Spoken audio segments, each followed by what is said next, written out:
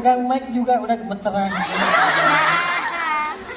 Aku lagi salting sama ketemu sama cowok.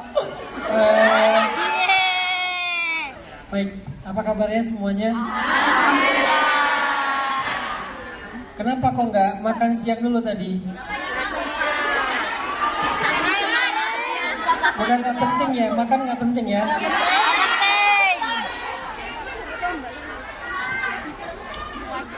Makasih kepada Bunda Nur Istiqomah yang disingkat Nuris. Saya baru tahu hari ini nama beliau ternyata Nur Istiqomah. Saya dari dulu mikir Nuris itu bahasa apa, bahasa Sanskerta atau bahasa apa. Ternyata Nuris itu nama panggung. Nama panggung dari Nur Istiqomah. Makasih juga buat Ilham, makasih juga buat MC yang tadi udah gonta-ganti nama Umi. Pertama Hanan Akira, yang kedua Hanin Akari. Makasih buat semua teman-teman para mujahidah yang ada di Hong Kong. Terus terang saya udah sering diundang ke luar negeri. Saya pernah ngisi di Korea, saya pernah ngisi di Turki, di New Zealand, di Jepang, di beberapa negara. Tapi nggak ada yang suasana pengajiannya seantusias dan sehangat Hong Kong.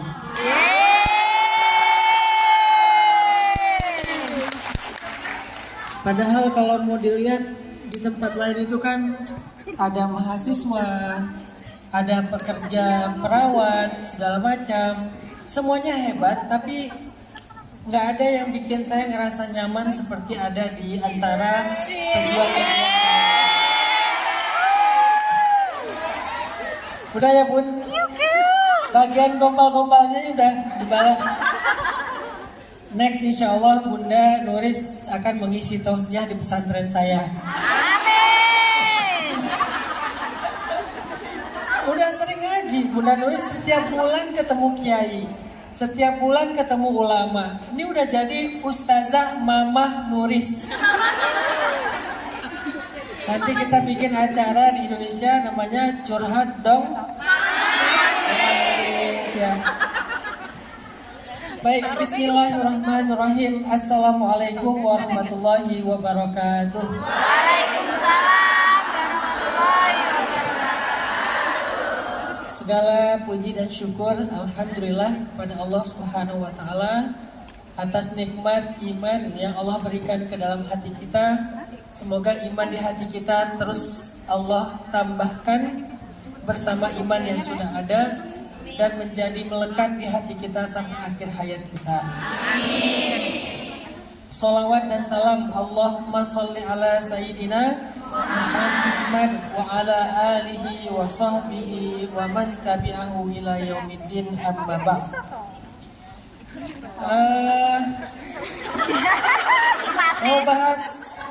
Mau bahas apa hari ini? Cinta.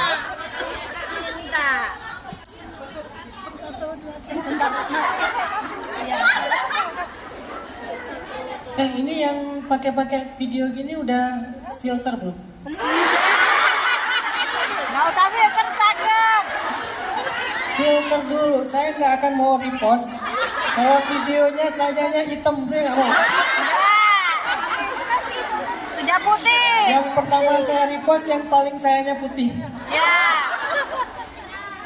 Baik, hari ini kita akan Oke, serius ya. Hari ini kita akan mendengarkan tausiah dari Umi Hanin Akira sebetulnya. Cuman karena saya kata Bunda Nuris tuh sebagai penglaris.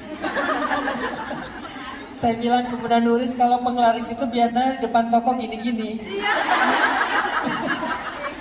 Jadi saya pengen di depan gini-gini aja, yang ngomong biar Umi Hanin. Tapi kata Umi kayaknya saya harus ngasih mukadimah. Ini saya disuruh hari ini, disuruh Bunda Nuris, disuruh Umi, disuruh MC. Jadi saya cuma mau ngasih mukadimah aja. Kalaupun di depan kita itu judulnya adalah mengetuk pintu mantan ya. judulnya? Mengetuk pintu langit. Nah, maaf ya, keceplosan. Siapa di sini yang punya mantan? Nggak punya. Tuh kan. Kenapa saya ikut angkat ya? Oke, kita akan bahas. Saya cuma ingin menyampaikan mukadimah tentang mengetuk pintu langit. Apa sih arti dari judul ini? Apa Bunda artinya? Kok tiba-tiba ada judul mengetuk pintu langit ini? Emang langit ada pintunya ya? Ada ya? Ada. Oke gini, saya pengen memberi mukadimah dengan sebuah kisah. Jadi ceritanya, dulu itu di zaman Nabi ada seorang pedagang yang melakukan perjalanan dagang dari Damaskus ke Madinah. Perdagangan dari Damaskus ke Madinah. Di tengah perjalanan, di tengah jalan, tiba-tiba orang ini dicegat oleh seorang perampok. Hartanya diambil, kemudian dianya mau dibunuh. Lalu dia bilang, biarkanlah saya hidup, lepaskanlah saya, ambil semua harta saya. Yang penting biarkan saya hidup. Kata perampok itu, harta kamu saya ambil, tapi kamu mau saya bunuh. Karena dia ngerasa udah gak punya lagi harapan untuk lolos. Dia lihat di sekelilingnya di lembah itu, dia ada di sebuah lembah. Di sekeliling lembah itu dia lihat banyak tengkorak manusia. Ternyata emang itu tempat pembegalan di zaman itu. Kalau sekarang mungkin klitih ya. Tahu klitih? Klitih itu di Jogja yang suka bacok-bacok orang. Tapi kalau klitih beda sama begal. Kalau begal ngambil harta, kalau klitih cuman pengen ya ngambil nyawa, cuman pengen nyakitin orang. Akhirnya pedagang ini bilang kepada perampok itu, ya udah kalau gitu beri saya waktu sebentar untuk usolli rakaatain, untuk sholat 2 rakaat. Karena yang dia minta cuma waktu untuk sholat 2 rakaat, perampok ini juga ngerasa kayak ya udahlah nggak terlalu lama. Ya udah if'al ma badalak, ajil kata dia. Ya udah lakukan apa yang kamu mau, tapi jangan lama-lama. Dia pun berwudu. Setelah selesai wudu dia sholat. Selesai sholat dia angkat tangan berdoa. Ini menunjukkan berdoa setelah sholat itu bukan bid'ah. Karena nanti apa yang terjadi ini dia ceritakan kepada Rasul dan Rasulullah tidak menyalahkan dia. Jadi setelah selesai dia sholat, dia berdoa. Di dalam doanya, dia membaca nama-nama Allah yang mulia, Asmaul Husna, sifat-sifat Allah. Dia baca semuanya dengan bacaan yang panjang. Kemudian terakhir dia katakan gini, Ya Mughith, aghithni. Ya Mughith, aghithni. Ya Mughith, aghithni 3 kali. Tiba-tiba ketika dia selesai membaca Ya Mughith Aghithni yang ketiga, maka datanglah seorang laki-laki penunggang kuda, memakai pakaian putih, ikat kepala berwarna hijau, dan dia membawa hirbah. Hirbah itu kalau bahasa sekarang adalah tombak. Dia datang dengan menunggang kuda yang larinya sangat cepat. Tiba-tiba dengan tongkat itu, dengan tombak itu dia memukul perampok dan perampok itu tersungkur. Kemudian laki-laki itu turun dari kudanya, dia datang kepada pedagang yang tadi sedang berdoa, dia serahkan tongkatnya atau tombaknya, dia katakan, Kum faktulhu, bangun ambil tombak ini, bunuhlah perampok itu. Karena perampok itu sudah terkapar, tapi belum mati. Kum faktulhu, sekarang ambil tombak ini, bunuh perampok itu. Kata laki-laki pedagang ini, Ma qataltu nafsan qad wa ma tatayyaba nafsi liqatlih. Aku gak pernah bunuh orang dan aku gak suka bunuh orang, kata dia. Akhirnya diambil lagi itu tombaknya sama laki-laki ini, dia tancapkanlah di tubuh perampok sehingga perampok itu pun mati seketika. Setelah kejadian ini, pedagang yang tadi masih terduduk, dia bertanya kepada laki-laki penunggang kuda. Dia bilang, "Man an? Kamu itu siapa? Kamu siapa? Kok tiba-tiba ada di tengah padang pasir? Kok tiba-tiba nolong saya? Kamu siapa?" Lalu kemudian penunggang kuda ini menjawab, "Ana malakun minas sama'its tsalitsah." Aku adalah malaikat dari langit ketiga. Ternyata malaikat beneran. Aku adalah malaikat dari langit ketiga yang diutus Allah untuk menolong kamu. Wahai pedagang, wahai fulan, ketika kamu mengucapkan ya mughith, aghithni yang pertama, ternyata langit itu berguncang. Langit berguncang. Kemudian para malaikat penduduk langit mengatakan, amrun hadas, amrun hadas, amrun hadas. Ada kejadian besar, ada kejadian besar, ada kejadian besar. Lalu kamu ucapkan lagi yang kedua, ya mughith, aghithni. Maka terbukalah semua pintu-pintu langit, seolah-olah daun-daun pintu langit itu bergesekan, krek krek krek krek krek krek, krek, terbuka semuanya. Lalu ketika engkau mengatakan ya mughith, aghithni yang ketiga, turunlah malaikat Jibril. Kemudian malaikat Jibril berseru, wahai para malaikat, man lihadzal makruh, siapa yang mau menolong laki-laki yang sedang kesusahan ini? Semua malaikat mengangkat tangannya, ana ya Rob, ana ya Rob, ya Allah tunjuk saya, ya Allah tunjuk saya. Akhirnya kemudian Allah menunjuk aku katanya, sehingga turunlah aku untuk menolong kamu dengan perintah Allah Subhanahu wa taala. Dia turun menjelma sebagai laki-laki yang sempurna, mengendarai kuda, membawa tombak, dan dia langsung membunuh perampok tersebut. Sehingga kemudian laki-laki pedagang ini selamat. Dia pun melanjutkan perjalanannya ke Madinah, membawa barang-barang dagangannya yang utuh, gak ada sedikit pun yang berkurang. Sampai di Madinah dia ketemu dengan Rasulullah dan dia ceritakan kisahnya kepada Rasul.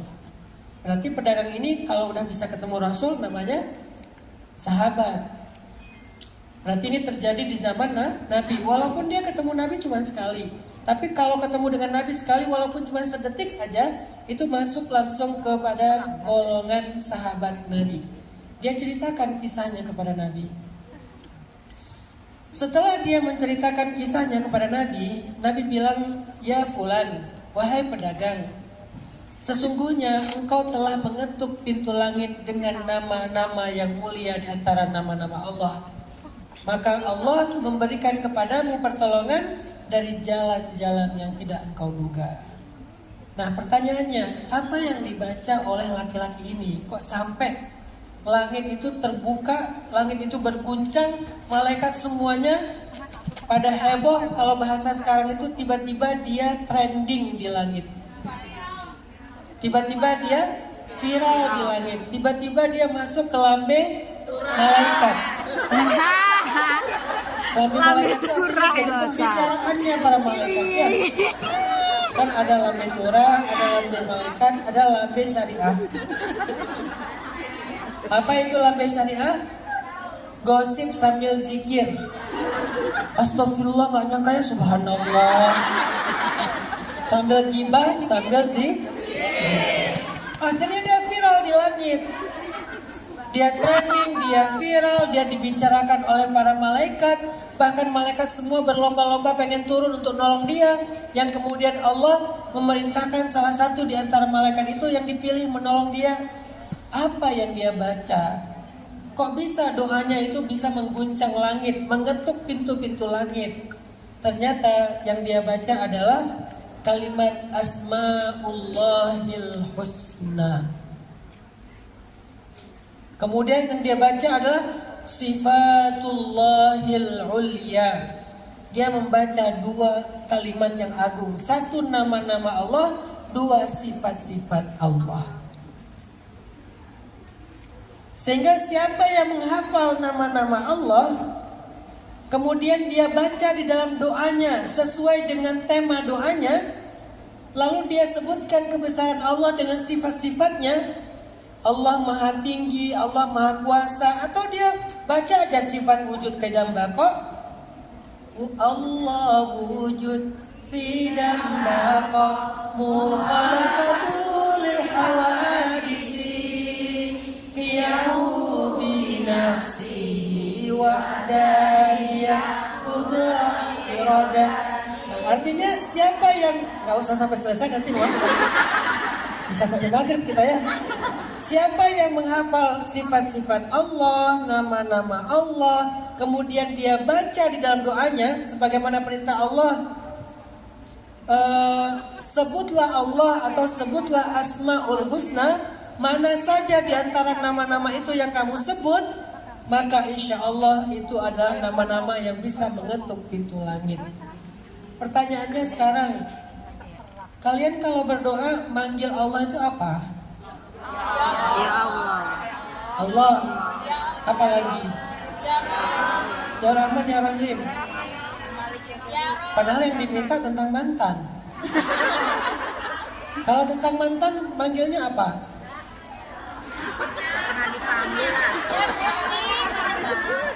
Kan nggak tahu kan?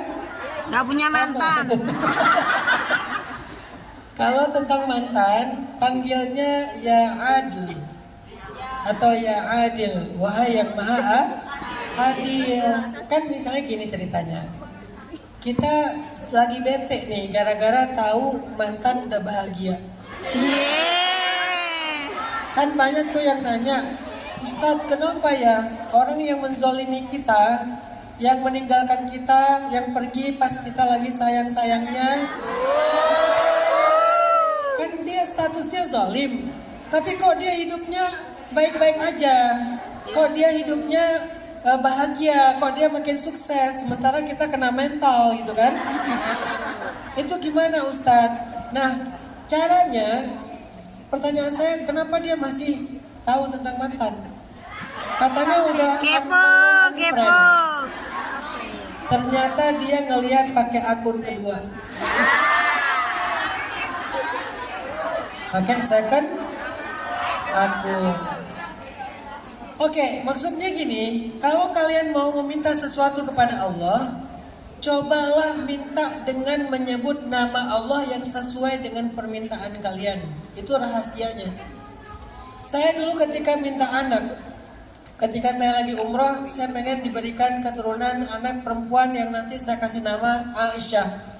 Akhirnya saya minta, Ya Wahhab, wahai yang menganugerahkan, wahai pemberi anugerah. Selama saya di depan Ka'bah, zikir saya Ya Wahhab, Ya Wahhab, Ya Wahhab, terus memanggil Ya Wahhab. Ketika saya pengen bayar utang, karena saya punya utang karena namanya orang usaha ya, kadang-kadang produksinya kita ke teman, ya biasalah ke teman pinjam dulu 100 gitu kan. Nih pengen bayar utang nih, Ya Razzaq, Ya Razzaq, Ya Razzaq.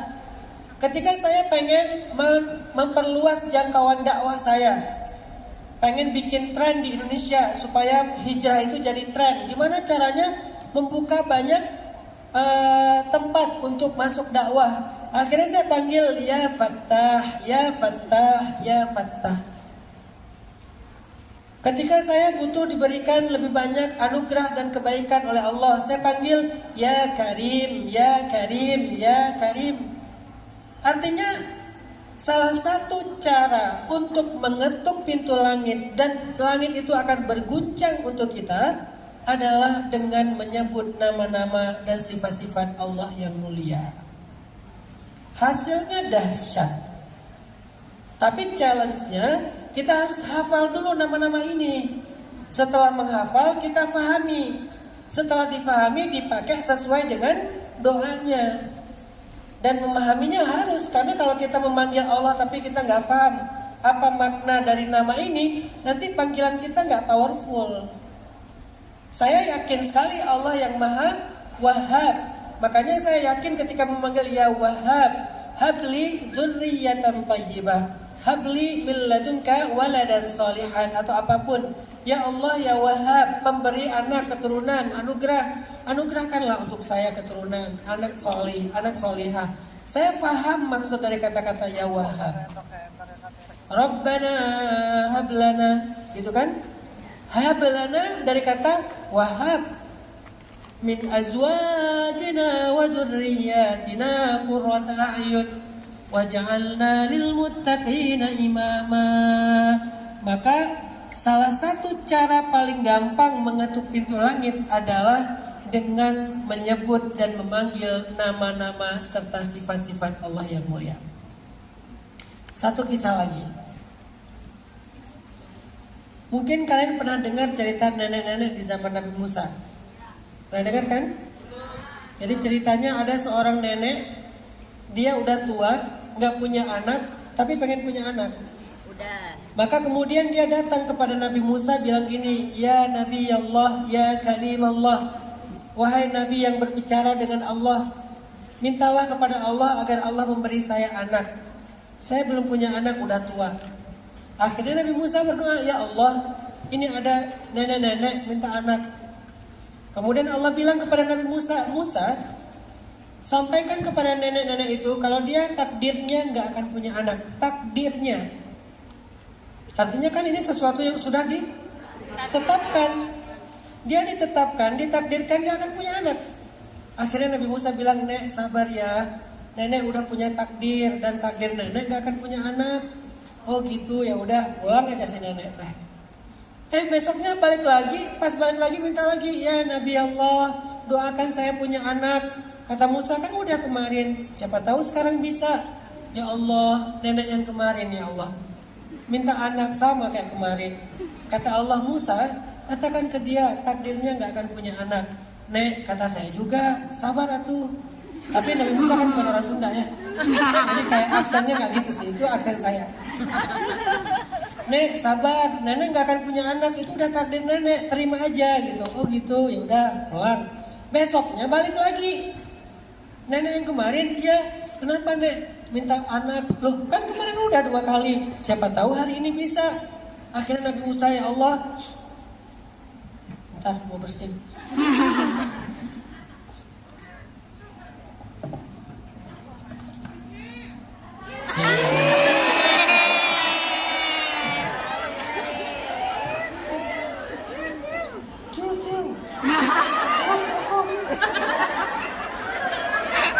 Oh, jerong.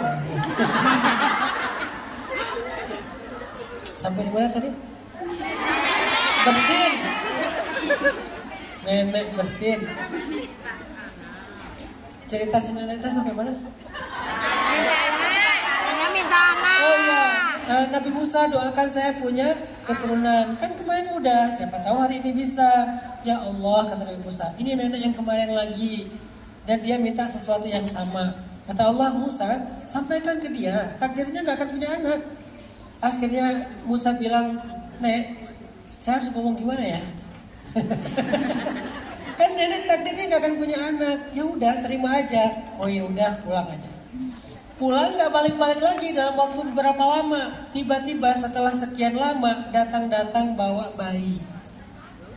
Datang-datang, si nenek teh bawa bayi. Ditanya sama Nabi Musa, ini nenek yang dulu kan? Ya. Ini siapa? Ini bayi saya, anak saya. Agak lain. Ini neneknya agak lain gitu kan ya. Loh, bayi gimana Nek? Maksudnya, ya bayi saya, anak kandung saya, anak biologi saya. Kok bisa ceritanya punya anak? Kan takdirnya gak akan punya anak. Ya udah, Nabi Musa tanya aja sama Allah. Akhirnya Nabi Musa tanya, ya Allah, gimana cerita si nenek-nenek itu punya anak? Kan kata Allah gak akan punya anak takdirnya. Wahai Musa, kata Allah, setiap kali dia pulang meminta anak, aku katakan dia gak akan punya anak. Sepanjang jalan dia memanggil aku dengan kata-kata, ya Rahim irhamni, ya Rahim irhamni, ya Rahim irhamni. Rahim, kenapa kandungan dalam bahasa kita dikenal dengan istilah Rahim? Karena itu rahmah dari Allah. Dan Allah yang memberikan rahmah itu namanya Ar-Rahim. Sehingga nenek ini memanggil, ya Rahim, kasihanilah saya. Ya Rahim, kasihanilah saya. Maksudnya, kalau saya mati gak punya anak, siapa yang akan mengurus saya? Siapa yang akan mendoakan saya? Ya Rahim, kasihanilah saya. Sepanjang jalan, sepanjang hari, berminggu-minggu, berbulan-bulan, wahai Musa, dia terus memanggil namaku, ya Rahim, ya Rahim, ya Rahim, ya Rahim. Maka wahai Musa, ketahuilah sesungguhnya dengan rahmatku aku rubah takdirnya sehingga dia menjadi punya anak. Coba bayangkan, takdir udah ditetapkan. Kalau dalam hadis istilahnya, pena sudah diangkat, kertas sudah kering. Artinya nggak bisa dirubah. Tapi Allah Maha Kuasa atas segala sesuatu. Dengan panggilan Ya Rahim, Ya Rahim, Ya Rahim, wahai yang memiliki rahmat.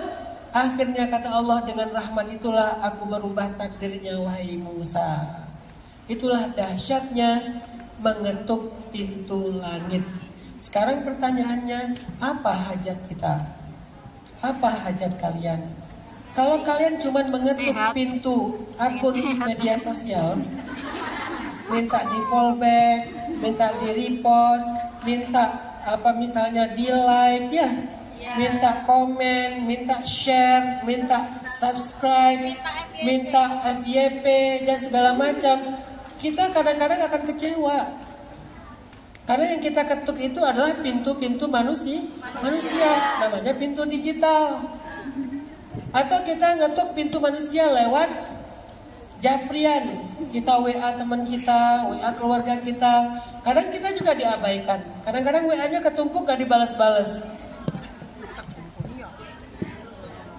Bunda Nuris sering komplain sama saya, gara-gara WA-nya 2 bulan sekali baru dibalas teh.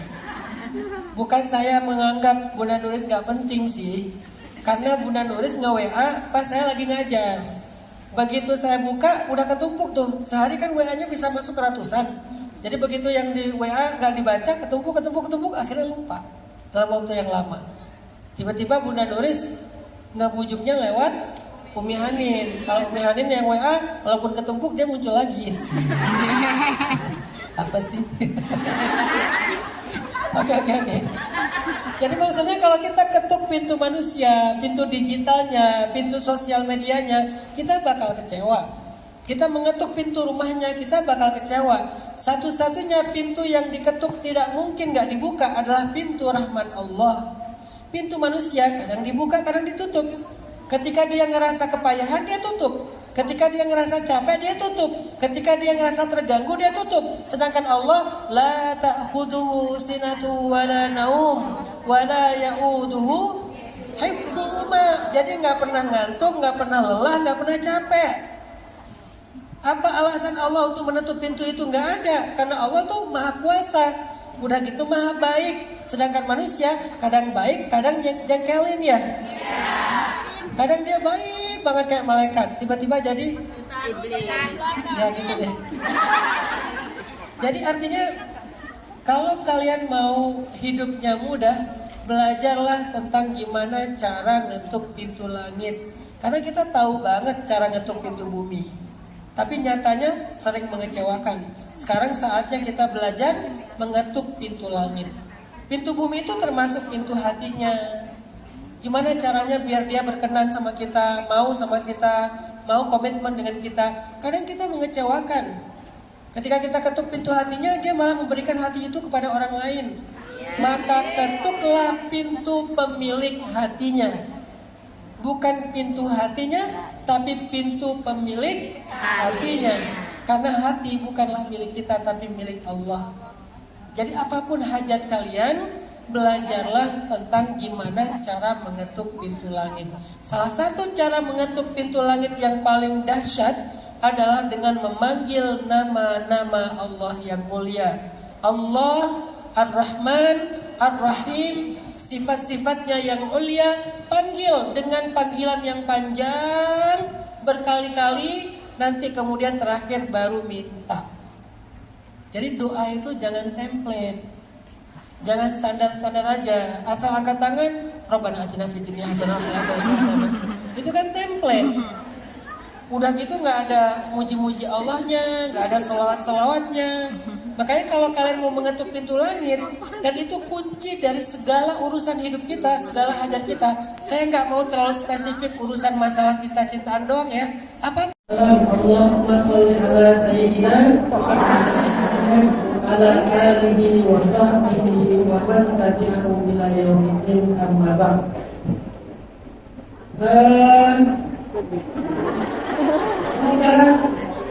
Mau bahas apa hari ini?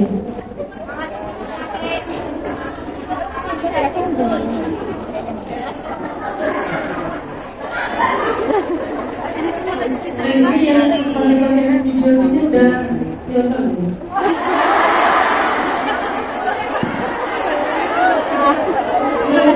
Saya nggak akan ngomong bos. Karena videonya saya aja hitam yang pertama saya request yang paling saya ikutin. Baik, hari ini kita akan kita akan mendengarkan sosial dari pilihan yang kira sebetulnya. Cuma karena saya ada Bunda Nulis itu sebagai penulis, saya bilang Bunda Nulis kalau penulis itu biasanya depan kamu gini-gini. Saya kayak di depan gini aja, yang buku ya, Omi hadir. Tapi kata Omi kayaknya saya harus ngasih muka gimana. Jadi saya disuruh-suruh hari ini, disuruh Bunda Nulis, disuruh Umi, disuruh Nancy. Jadi saya cuma mau ngasih muka gimana aja. Kalaupun di depan kita itu judulnya adalah menentuk pintu mantan ya.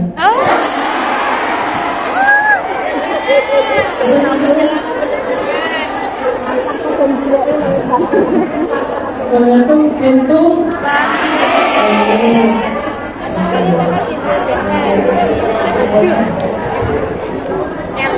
siapa di sini yang punya mantan?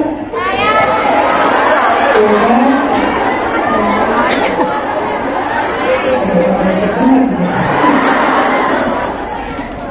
Oke, kita akan bahas. Saya cuma ingin menyampaikan mukadimah tentang mengetuk pintu langit. Apa sih arti dari judul ini? Apa gunaannya? Kok tiba-tiba ada judul mengetuk pintu langit? Emang langit ada pintu ya? Ada ya? Oke, gini. Saya pengen memberi mukadimah dengan sebuah kisah. Jadi ceritanya dulu itu di zaman Nabi ada seorang pedagang yang melakukan perjalanan dagang dari Damaskus ke Madinah. Perdagangan dari Damaskus ke Madinah. Di tengah perjalanan, di tengah jalan, tiba-tiba orang ini dicegat oleh seorang perampok. Hartanya diambil, kemudian dianya mau dibunuh.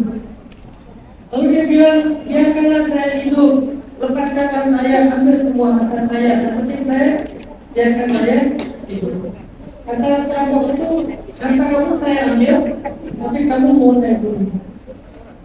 Karena dia ngerasa udah gak punya lagi harapan untuk lolos.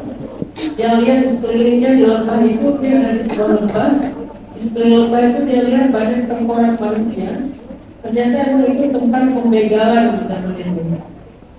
Kalau sekarang mungkin kelitih ya. Oh kelitih?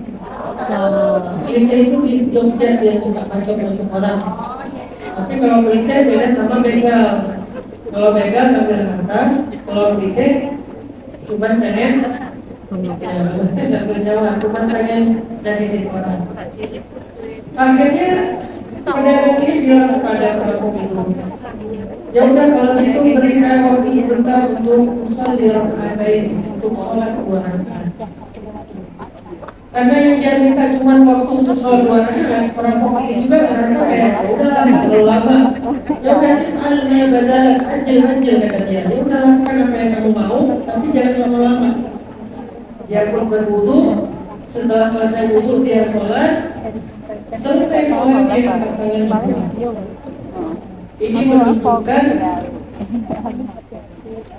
berdoa setelah sholat itu bukan jihad. Nanti apa yang terjadi ini dia ceritakan kepada Rasul dan Rasulullah tidak mengalami jihad. Jadi setelah selesai dia sholat dia berdoa. Di dalam doanya dia baca nama-nama Allah yang mulia, Asmaul Husna, sifat-sifat Allah. Dia baca semuanya dengan bacaan yang panjang. Kemudian terakhir dia katakan, ya Mughith, aghithni, ya Mughith, aghithni, ya Mughith, aghithni 3 kali.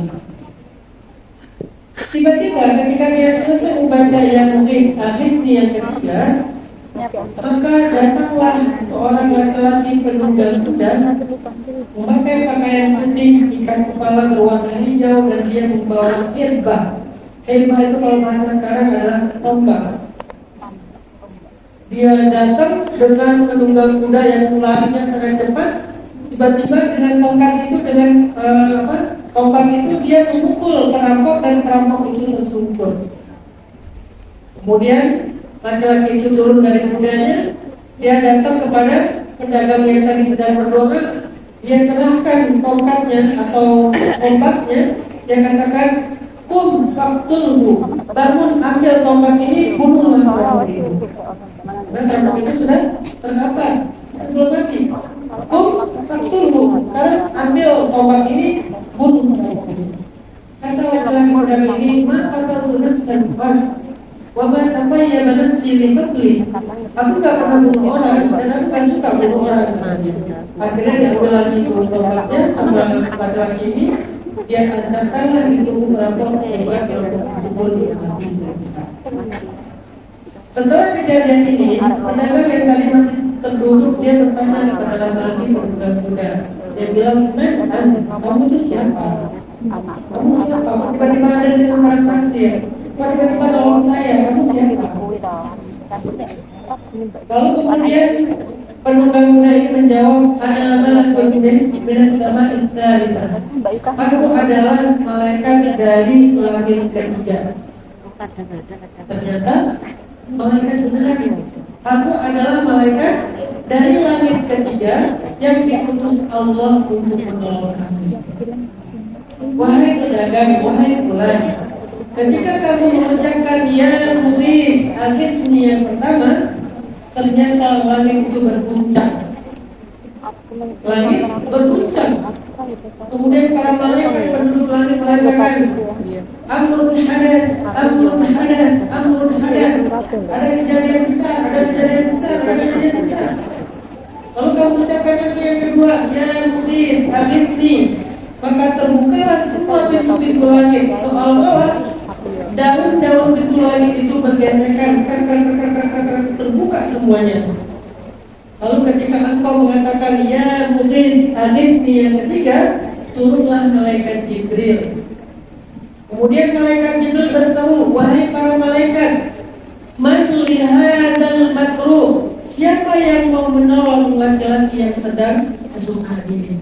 Semua malaikat mengangkat tangannya. "Ana ya Rabb, ana ya Rabb, ya Allah tunjuk saya, ya Allah tunjuk saya." Akhirnya kemudian Allah menunjuk aku, katanya, sehingga turunlah aku untuk menolong kamu dengan perintah Allah Subhanahu wa Ta'ala. Dia turun menjelma sebagai laki-laki yang sempurna, mengendarai kuda, membawa tombak, dan dia langsung membunuh perampok tersebut. Sehingga kemudian laki-laki pedagang ini selamat. Dia pun melanjutkan perjalanannya ke Madinah, membawa barang-barang dagangannya yang utuh, tidak ada sedikit pun yang berkurang. Sampai di Madinah dia ketemu dengan Rasulullah dan dia tidak akan bisa kepada Rasulullah. Berarti pedagang ini kalau udah bisa ketemu Rasul namanya sahabat.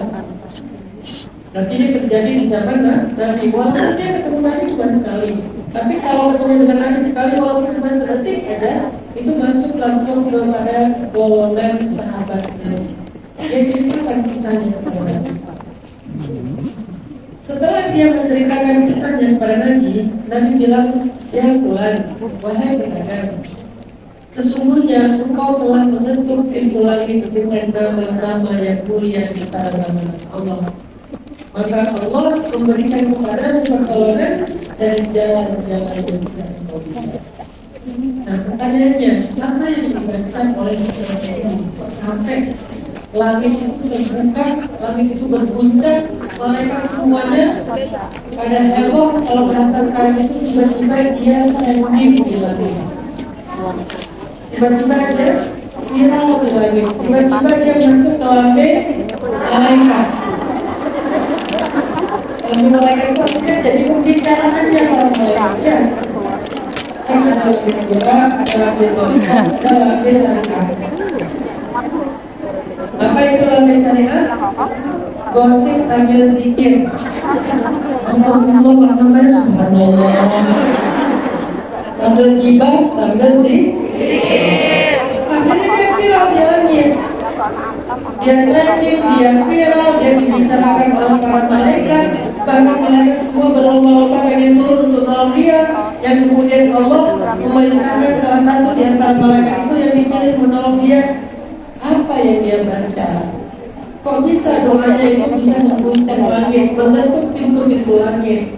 Ternyata yang dia baca adalah kalimat Asma'ullahil Husna. Kemudian yang dia baca adalah Sifatullahil Ulya. Dia membaca dua kalimat itu, satu nama-nama Allah, dua sifat-sifat Allah. Sehingga siapa yang menghafal nama-nama Allah, kemudian dia baca di dalam doanya sesuai dengan tema doanya, lalu dia sebutkan kebesaran Allah dengan sifat-sifatnya, Allah Maha Tinggi, Allah Maha Kuasa, atau dia baca aja sifat itu dalam lafaz Allahu ilaha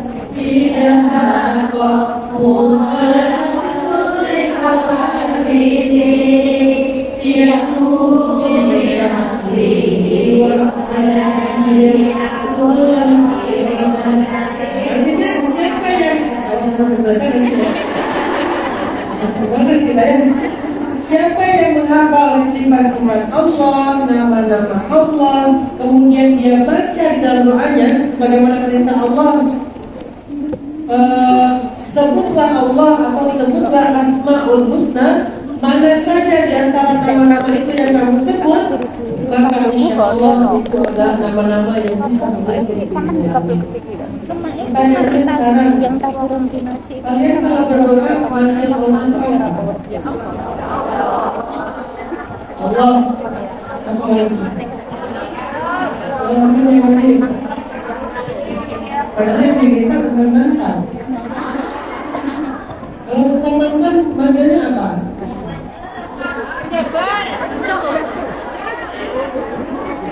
Nggak tahu kan? Sama. Kalau tentang mantan, panggilnya ya Adi atau ya Adil, ya Maha Adil. Kan misalnya gini ceritanya, kita lagi bete nih gara-gara tahu mantan udah bahagia. Kan banyak tuh yang nanya, Ustaz kenapa ya orang yang menjual kita, yang meninggalkan kita, yang pergi pas kita lagi sayang-sayangnya,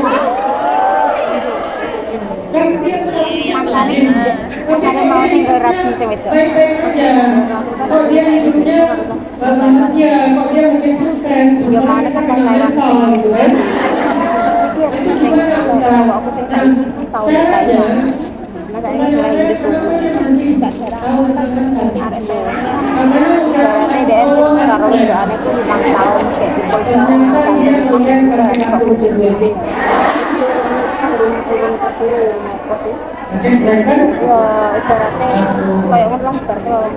Oke, maksudnya gini, kalau kalian mau meminta sesuatu kepada Allah, cobalah kita dengan menyebut nama Allah yang sesuai dengan kehendaknya.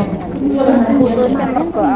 Saya dulu ketika minta anak, ketika saya umrah, kemudian diberikan keturunan anak perempuan yang nanti saya kasih nama Aisyah. Akhirnya saya minta, ya wahai yang menganugerahkan, wahai pemberi anugerah. Selama saya di depan Ka'bah, pikir saya ya Wahab, ya Wahab, ya Wahab, terus memanggil ya Wahab. Ketika saya pengen bayar utang, karena saya punya utang karena banyak orang usaha ya, karena produksinya kita teman ya biasa teman punya dulu 100 juta. Karena duit kita pengen bayar utang nih, ya Razak, ya Razak, ya Razak.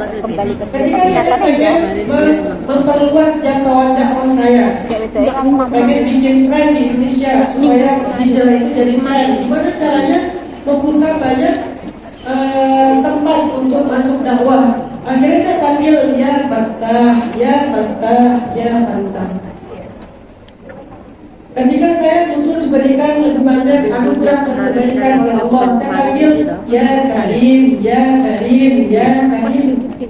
Artinya salah satu cara untuk mengetuk pintu langit dan langit itu akan berguncang untuk Tuhan adalah dengan menyebut nama-nama dan sifat-sifat Allah. Hasilnya dahsyat. Tapi challenge-nya kita harus hafal nama-nama ini. Setelah menghafal kita pahami. Setelah dipahami dipakai sesuai dengan doanya. Dan memahaminya harus, karena kalau kita memanggil Allah tapi kita nggak paham apa makna dari nama ini, nanti panggilan kita nggak powerful.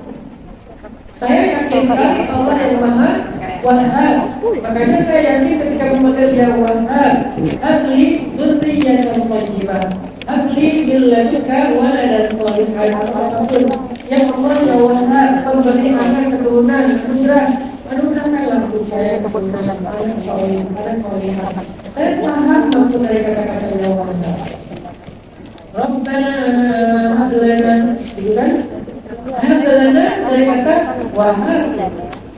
In azwajina wa dhurriyyatina qurrata a'yun waj'alna lil muttaqina imama.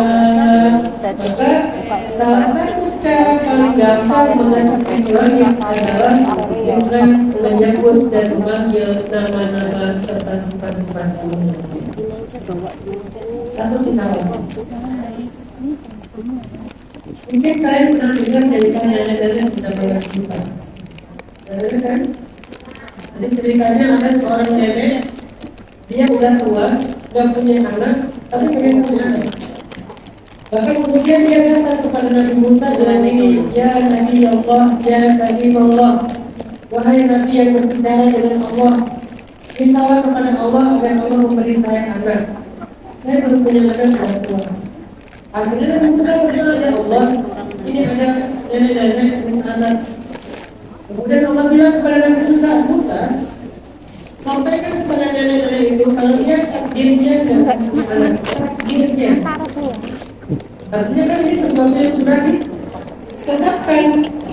Dia ditetapkan, ditakdirkan yang punya anak. Akhirnya Nabi Musa bilang, sabar ya, nenek udah punya takdir dan takdir nenek jangan punya anak. Oh gitu, udah orang yang punya. Dan besoknya balik lagi, pas balik lagi kita lagi ya Nabi Allah, Tuhan kan saya punya anak. Kata Musa itu kan sebagai, siapa tahu sekarang bisa. Ya Allah, nenek yang kemarin ya Allah, minta anak sama kayak kemarin. Kata Allah Musa, katakan ke dia takdirnya nggak akan punya anak. Nek, kata saya juga sama itu. Tapi Nabi Musa kan nggak langsung ya. Jadi kayak aksennya nggak gitu, itu aksen saya. Sabar, nenek gak punya anak itu udah takdir nenek, balik aja gitu. Tapi udah, besok, balik lagi. Nenek kemarin dia, anak belum kan udah 2 kali. Siapa tahu hari ini bisa. Akhirnya Musa ya Allah.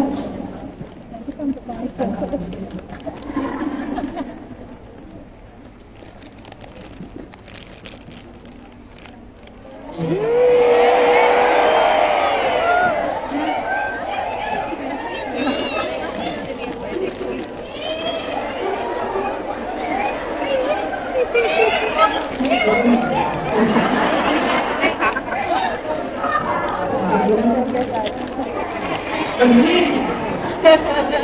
Biar bersih. Cerita sebenarnya satu menit. Oh iya, Nabi Musa maka saya punya kemudian kemarin udah saya tahu ini bisa. Ya Allah, ini nenek kemarin lagi. Dan dia minta sesuatu yang sama. Allah Musa sampaikan ke dia. Akhirnya tak ada punya anak. Akhirnya Musa bilang, kan kemudian kan nenek tadi kita akan punya anak, sudah terima aja. Pulang balik lagi dalam waktu berapa lama, tiba-tiba setelah sekian lama datang bawa lagi. Datang, datang bawa. Ditanya sama Nabi Musa, ini nenek yang dulu kan? Ya. Ini siapa? Ini bayi saya, anak saya. Agak aneh. Neneknya agak baik gimana deh maksudnya? Ya baik saya, anak kandung saya, anak biologis saya. Kalau bisa ceritanya punya anak kan kita tidak akan punya anak. Ya udah dan bisa tanya aja sama Allah. Akhirnya bisa tanya ya Allah, gimana cerita si nenek-nenek itu punya anak? Kan kata Allah tak akan punya anak takdirnya. Wahai Musa, setiap kali dia pulang meminta anak, aku katakan dia tak akan punya anak. Sepanjang jalan dia memanggil aku dengan kata-kata ya Rahim, ya Rahim, ya Rahim, ya Rahim, ya Rahim, ya Rahim.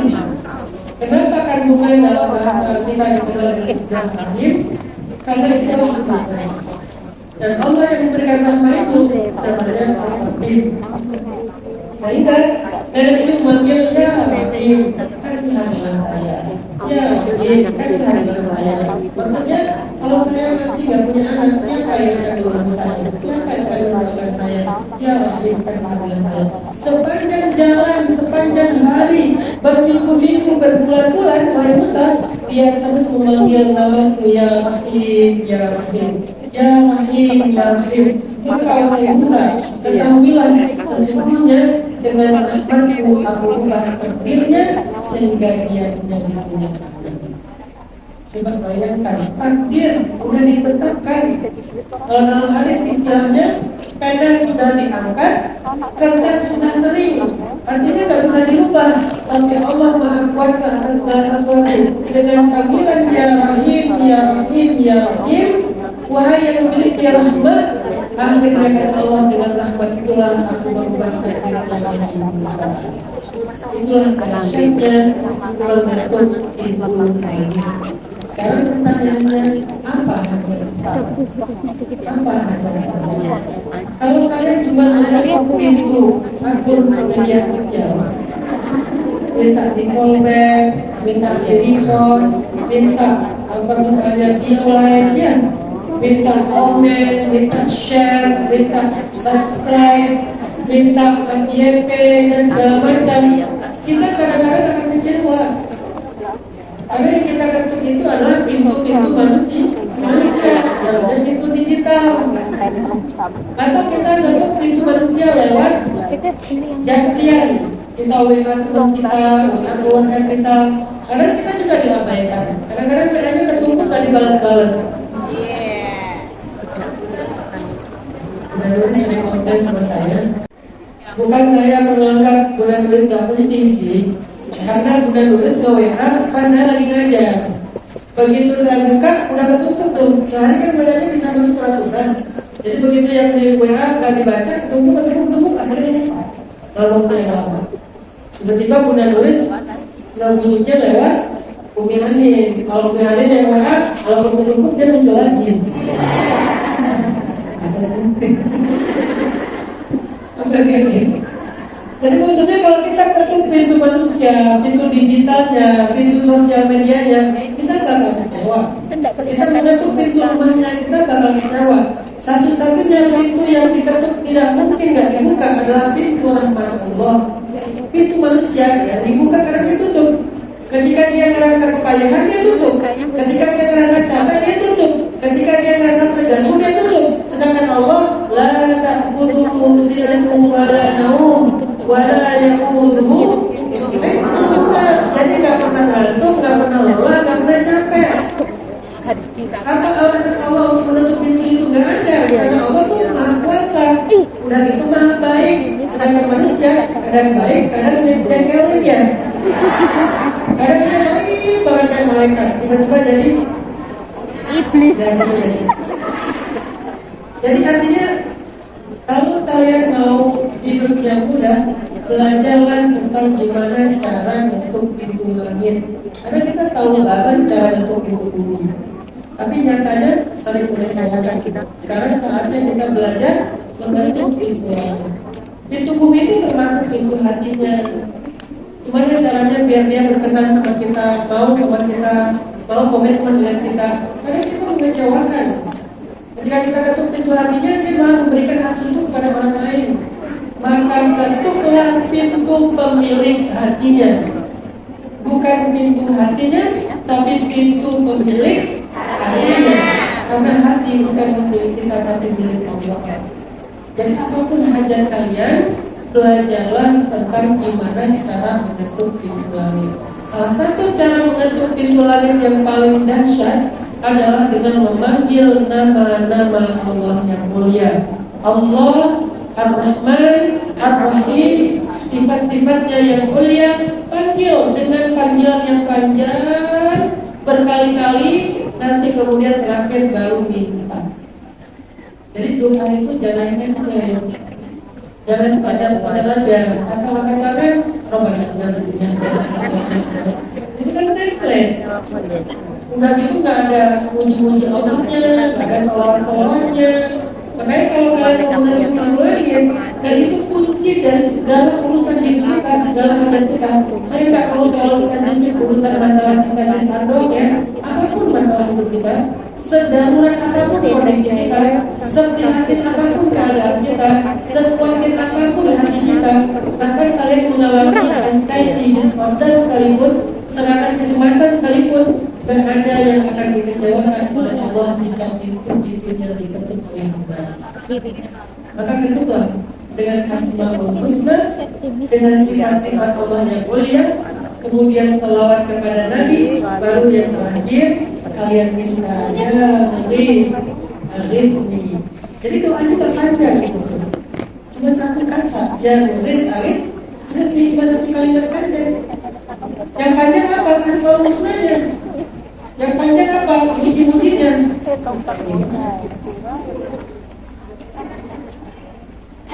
Ini di sini Yang panjang itu adalah pujian-pujiannya, dikirnya, tasbihnya, tahmidnya, tahlilnya, itu yang panjang. Sedangkan doanya cuma ya mughith aghithni, ya mughith aghithni, ya mughith aghithni, cuma segitu doanya. Ya mughith itu pun dengan nama Allah yang Maha Penolong, kan itu namanya istighatsah. Teman-teman tahu istighatsah kan? Apa arti istighatsah? Sering dengan istighatsah tapi nggak tahu artinya kan? Sehingga kalau dibilang bid'ah semua orang kita bingung. Padahal istighatsah itu adalah perintah Allah yang ada di Al-Quran, ada di hadis, ada di dalam kisah-kisah orang saleh. Di dalam Al-Quran surah Al-Anfal Allah berfirman, "Il tastaghithuna rabbakum." Ketika kalian beristighatsah kepada Tuhan kalian. Di dalam hadis kita baca, "Ya Hayyu ya Qayyum bi rahmatika astaghits." Dengan Engkau ya Allah, dengan rahmat-Mu aku istighatsah. Dan di sini doanya ya Mughith. Ternyata istighatsah itu artinya minta tolong. Dan Allah yang Maha Menolong, bahasa Arabnya Al-Mughith. Asmaul husnanya Al-Mughith. Jadi kalau kalian sedang merasa takut dizolimi oleh tuan kalian atau oleh siapa yang istilahnya majikan, istilahnya majikan atau bos atau mungkin keluarga tempat kalian berjuang misalnya, khawatir, maka panggillah Sang Maha Penolong ya Mughith, berguncang itu langit sekalian. Jadi memang doanya nggak panjang, cuma yang Mughith aja nih yang panjangnya puji-pujian kepada Allah. Mudah-mudahan prolog bukan di ini bisa menjadi sebuah insight, menjadi sebuah penjelasan supaya teman-teman di Hongkong pada pejuang-pejuang yang lain ini nggak lagi khawatir untuk segala hajat-hajatnya, karena ada yang Maha menunaikan hajat kalian dan dia bisa apa aja, dan dia Allah Subhanahu wa Ta'ala. Yang penting kalian tahu sekarang gimana cara mengetuk pintu. Nah sekarang kita masuk kepada materi inti. Jadi itu cuma bukan dibahas. Nah materi inti ini akan disampaikan oleh Ustazah Umi Hanif Lanjira. Silakan. Bismillahirrahmanirrahim. Terima kasih Ustaz Hanan. Assalamualaikum warahmatullahi wabarakatuh. Waalaikumsalam warahmatullahi wabarakatuh. Izinkan aku mengucapkan I love you. Boleh satu orang. Oh, Masya Allah, thank you.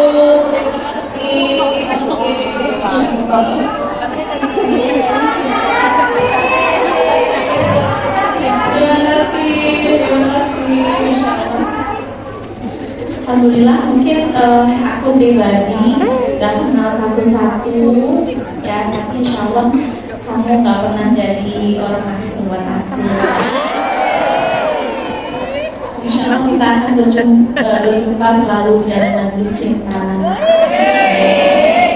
majelis cinta di dunia maupun di akhirat. Iya, jadi luar biasa ya tema yang disampaikan Ustaz Hanan mengetuk pintu langit gitu.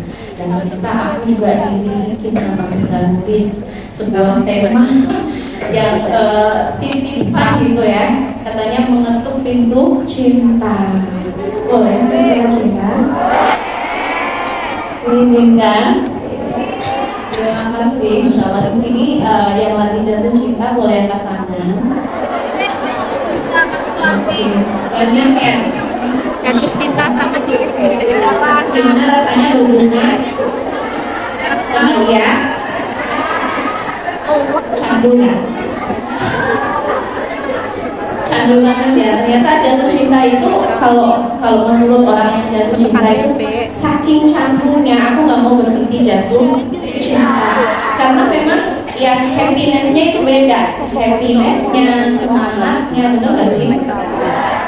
Cuma luar biasa nanti kalau udah kena sakitnya, kena deritanya luar biasa juga. Jadi aku pengen berkisah tentang sebuah cinta yang bikin Abdullah ibnu Abbas sampai punya sebuah doa.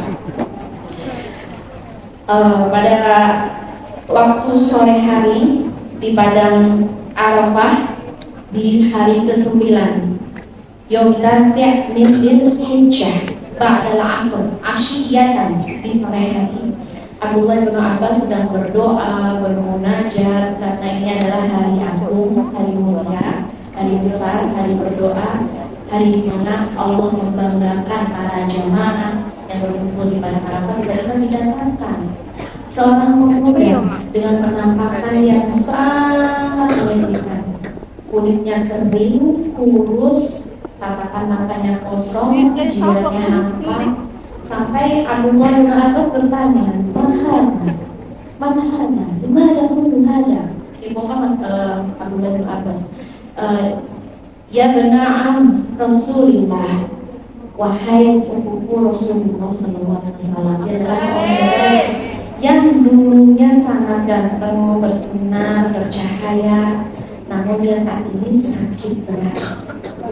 Nastashfi, makanya kami datang supaya engkau pulihkan, supaya engkau sembuhkan, supaya engkau kembalikan lagi kondisi yang dia begitu bersinar sekarang menjadi pemuda yang sangat kehilangan cahayanya, sampai dia kurus, kering gitu. Mahada, ketika ditanya mada bika, ada apa denganmu? Dia nggak menjawab, dengan mata kosong. Terus ditanya lagi, apa yang bisa aku lakukan biar kamu kayak ngerasa didengar, dimengerti, ya kan? Takutnya mungkin waktu seperti ini nggak semua orang mau ngedengerin, nggak semua orang mau understanding, mau ngerti gitu. Terus kata dia, di dalam tubuhku ada sebuah derita cerita yang hampir saja menghabisi nyawaku. Dia bilang seperti itu. Dia merasakan kepahitan cinta, derita cinta karena sebuah perpisahan.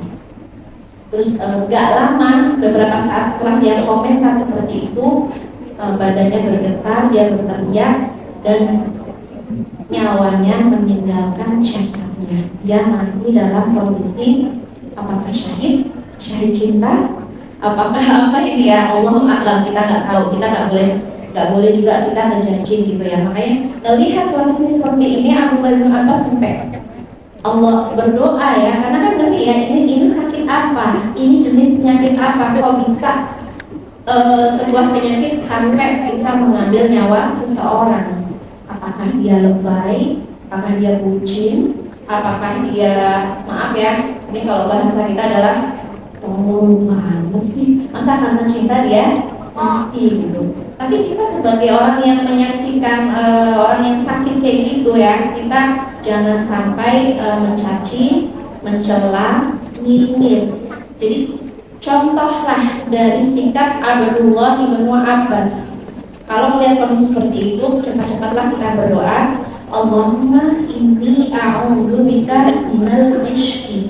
Ya Allah, jauhkan aku dari musibah cinta, derita cinta, brutalnya rasa rindu, ya, kepedihan cinta, keringnya cinta, karena itu real, gak semua orang rasain, makanya ya biasa aja gitu. Yang tidak merasakan, bahkan Al-Busiri sahib Burdah, seorang penulis syair cinta, tapi cintanya itu Rasulullah, karena dia fakir tentang cinta dan dia mendengar kisah cinta, mendengar banyak sekali kisah cinta, dan dia mengatakan, aku meminta maaf untuk kalian wahai para penyinyir, jangan coba-coba nyinyirin orang yang lagi jatuh cinta, karena jika kalian merasakan derita yang sama, kalian merasakan kepahitan yang sama, kalian gak akan pernah menjadi seorang tukang nyinyir, ya kan? Jadi jangan pernah kalian julid, nyinyir dan ngebaperin orang yang sedang jatuh cinta. Oke, Masya Allah. Jadi memang kondisi orang jatuh cinta itu secara umum ya. Ini contoh cowok, yang cewek siapa? Zulaiha itu perempuan cantik, sudah ada suami, dia punya posisi, dia seorang tokoh perempuan ya di negerinya ya. Tapi ketika dia jatuh cinta, apa yang terjadi? Dia kehilangan akalnya, dia kehilangan maksudnya ya, dia nggak lagi memikirkan tentang status dia, nggak lagi memikirkan apapun, yang penting jatuh cinta. Nah, karena katanya orang jatuh cinta itu benar-benar udah jadi dia itu aslinya pelit banget. Gak apa-apa, yang penting aku dia complicated, sadar gak sih? Sadar sih, bener, dia complicated. Tidak, aku udah jatuh cinta. Tahu nggak? Dia itu misalnya ya main belakang, iya sih, tapi aku udah jatuh cinta. Pokoknya semua yang kita ucapkan kayak udah benar. Begitu kondisi orang yang jatuh cinta. Makanya kalau para perempuan di zaman Zulaiha ya, mereka menyebut Zulaiha apa coba? Qad syaghafaha hubba. Dia benar-benar telah tertutup akalnya, tertutup jiwanya, tertutup. Yang dia tahu hanya Yusuf ya. Yang dia ingat hanya Yusuf. Memori dia, kenangannya, pikirannya, ilusinya, imajinasinya, pagi siang malam, semuanya hanya tentang Yusuf. Karena memang kalau orang jatuh cinta ini yang kena dalam pikiran. Coba teman-teman yang sedang jatuh cinta, apa kabar sholatnya?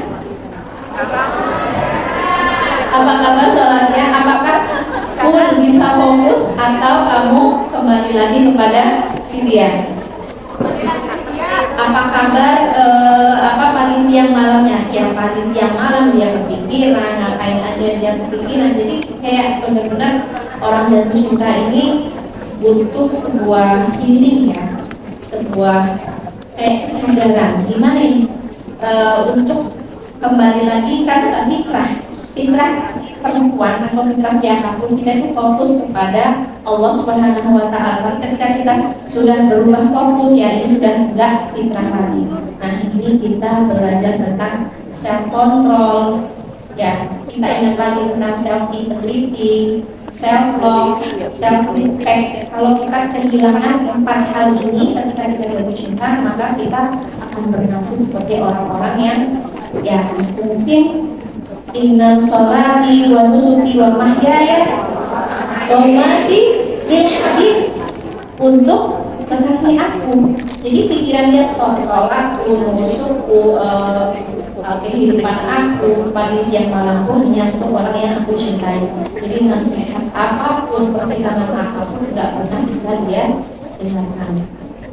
Jadi caranya gimana? Kalau Rasulullah Shallallahu Alaihi Wasallam memberikan nasihat pada kita bahwa tidak ada satu solusi yang paling tepat untuk orang yang sedang jatuh cinta kecuali bertemu. Salah. Kecuali apa? Kecuali nikah, say. Nikah ya, nikah. Kalau cuma bertemu kamu gak akan sembuh, kamu akan tetap sakit. Ya. Yang sudah menikah, coba angkat tangan. Sudah sembuh sakitnya?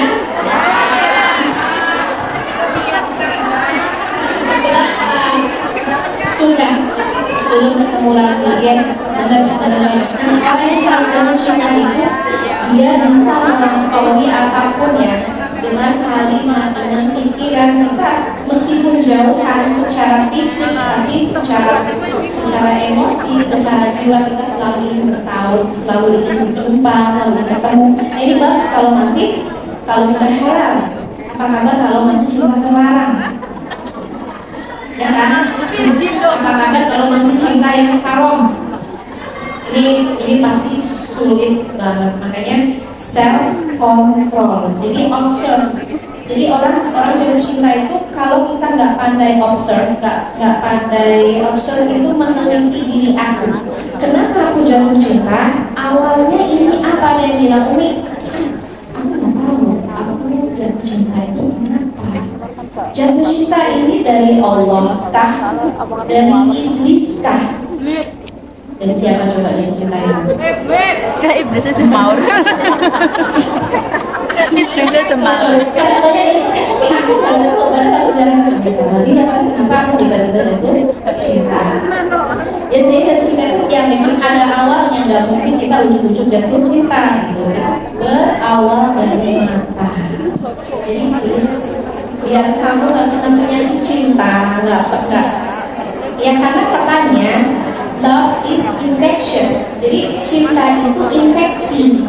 Kamu sedang terinfeksi. Kenapa harus bisa terinfeksi? Karena kamu belum belajar tentang body emotion. Jadi infeksinya awalnya dari mana? Dari mata saya. Jadi tahu ya sekarang kenapa kita terinfeksi cinta. Awalnya adalah dari mata kita yang tidak kita cinta.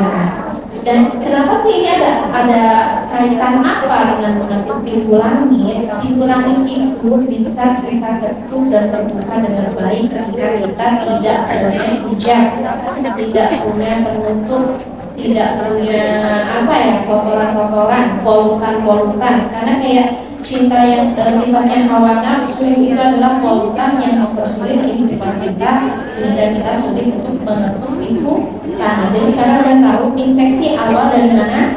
Mata. Setelah terinfeksi mata kita, masuklah ke pikiran. Dan kan, jadi imajinasi, masuk ke perasaan. Setelah masuk ke perasaan, action. Umi, aku kangen brutal. Baik. Pencet nggak ya? Kepoin nggak ya? Chattingan nggak ya? Karena aku kangen banget sama suara dia. Kangen banget gitu ya. Kangen banget. Asal lihat wajahnya, aku udah happy banget gitu. Ini gimana? Jadi kalau kamu nggak punya pertahanan, kamu akan semakin terinfeksi, sakit kamu makin parah. Jadi kamu gimana? Kamu mau healing, artinya mau memproses sebuah penyembuhan kah? Atau sebaliknya kamu semakin terinfeksi? Karena kalau sudah terinfeksi tadi ujungnya sampai penderitaan mental, penderitaan emosional, penderitaan fisik itu dirasain semua. Cuma gara-gara infeksi mata. Makanya kalau Rasulullah SAW mengajarkan ya bahwa Ghaddul Basar ini salah satu kunci kita berjumpa dengan Allah. Salah satu kunci kita ma'iyatullah, punya kebersamaan dengan Allah. Semakin kita menjaga pandangan kita, menjaga hasrat kita, menjaga gejolak yang kita miliki, maka insya Allah yang menjaga Allah maka dia akan dijaga. Allah ihfad Allah yahfadka. Ihfad al-afkar Allah yahfadka. Jadi Jadi ini kuncinya adalah menjaga. Oke, jadi kita harus benar observe kenapa awalnya infeksi gara-gara nggak berubah setelah itu. Kenapa aku kangen? Karena aku nganggur, misalnya ya, nganggur kita kali ini kurang zikrullah. Salah satu yang diajarkan oleh Ustaz Hana tadi ya, mengetuk pintu langit dengan berbagai cara. Di antaranya adalah membaca nama-nama Allah yang indah. Kita bisa shifting ya dari memuja hamba, jangan kayak orang jatuh kan kita puja semua dari ujung atas sampai bawah kita puja, topinya, stylenya, senyumnya, gitu kan. Bahkan kalau orang jatuh cinta semakin deep itu kayak dia tuh nggak berani natap matanya, itu nggak berani. Kenapa? Takut semakin jatuh cinta gitu. Jadi mending mundur aja gitu ya. Saya mundur.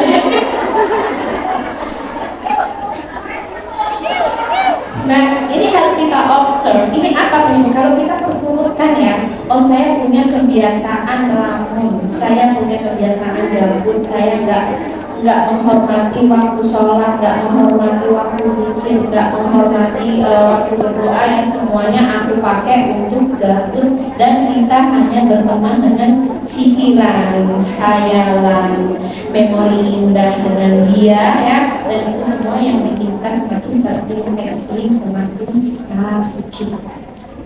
Ya. Jadi intinya adalah aku ingin mengingatkan jangan berteman dengan pikiran, karena pikiran kita bukan teman baik. Pikiran kita sering membawa kita kepada halu, imajinasi, atau bahkan Umi, aku sedih. Kenapa kamu sedih sayang? Karena aku berteman dengan pikiran. Jadi kesedihan, kemudian anxiety, kemudian ketakutan dan lain sebagainya itu muncul dari produk berpikir, bukan muncul dari zikrullah. Jadi gimana Umi kalau aku paling brutal? Oke, tahan tangan, jangan pencet apapun. Oke, aku punya cinta dan Allah punya aturan. Aku punya cinta dan Allah yang punya masa depan. Untuk apa semua kangen ini kalau ujungnya adalah perpisahan? Enggak. Ya kan? Kita nggak mau. Untuk apa semua pengorbanan, rasa sakit kalau ujungnya adalah ya berpisah? Kita nggak mau ya. Kita maunya semua keindahan ini punya masa depan yang halal. Kita nggak ingin hanya angan-angan yang isinya hanya yang isinya hanya cinta yang terlarang ya. Jadi teman-teman yang dirahmati Allah, observe diri kamu. Biasanya kenapa muncul kangen? Itu pasti kita paham kenapa. Karena kamu kurang zikir. Jadi kalau kamu kamu mengucapkan hasbunallah,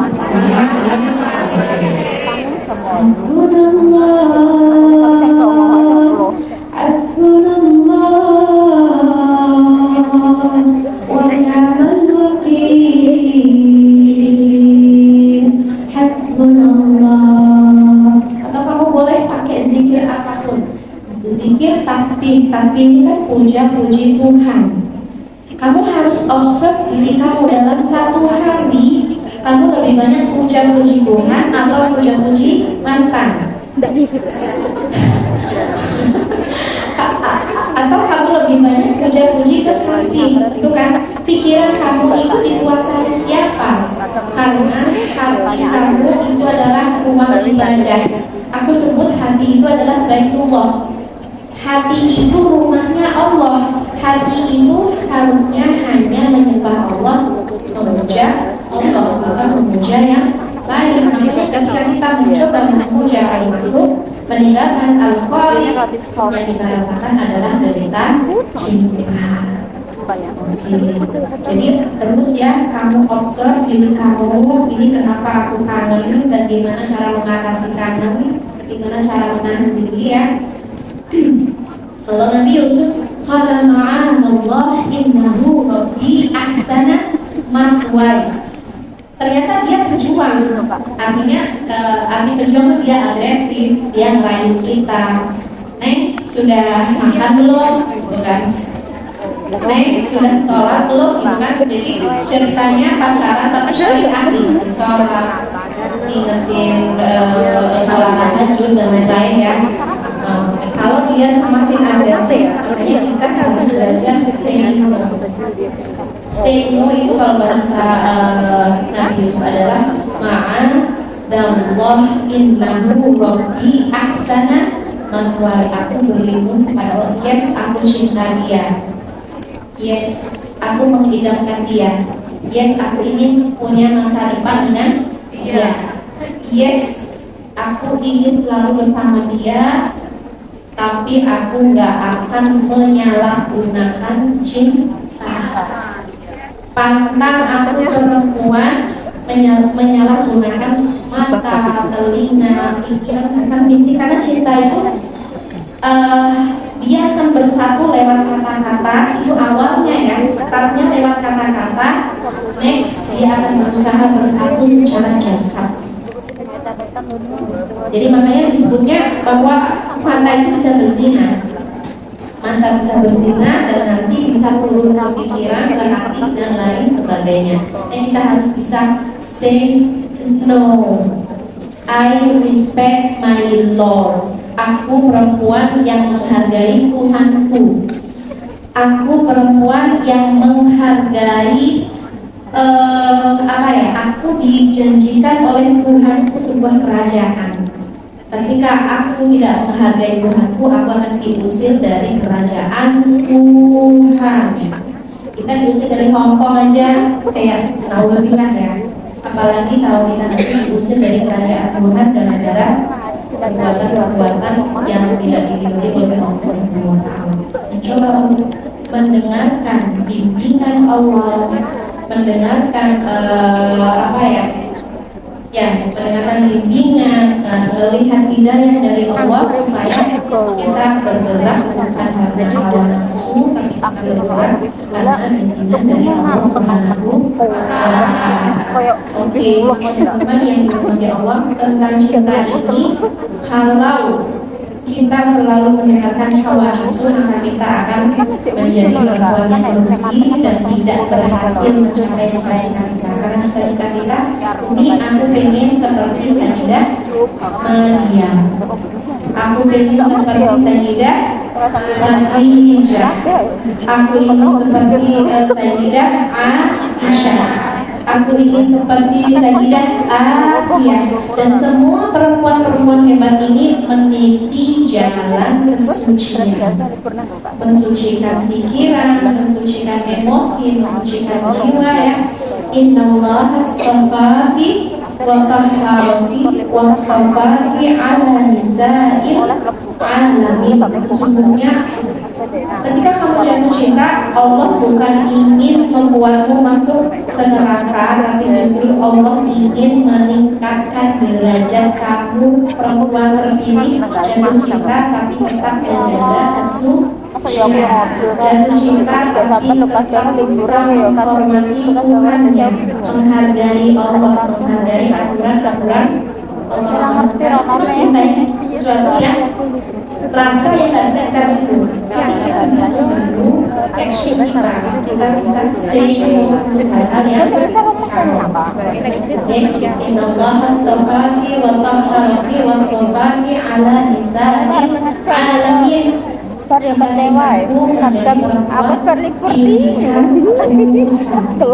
kita belajar mensucikan semuanya ya, supaya ya benar-benar kalau punya role model, kita akan mengikuti semua keinginan kita tanpa ada filter,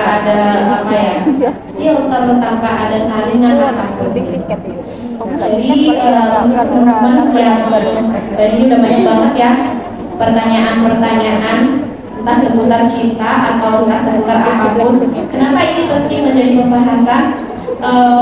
Jadi kita gak bisa naik ke atas Dari Inggris. mendapatkan derajat tertinggi, bahkan bisa mengetuk pintu langit ketika kita masih berada di dalam apa ya, hijab tadi ya, kita nggak bisa menembus pintu langit. Oke.